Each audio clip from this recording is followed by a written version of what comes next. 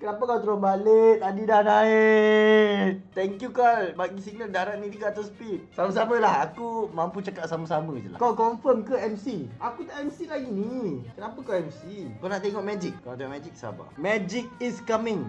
Sabar je. Goal tu memang terbang tu kejap lagi. Kau relax je. Tak MC lah. Tengok. Nak terbang tu. Daripada negatif 1700. Kau tengok tu. Nampak tak tu tengah buat apa tu? Kau nak tahu tak kenapa aku suruh guna aircon besar, supaya aircon kau boleh tampung floating. Kalau pakai tali pinggang kau nak terbang ni.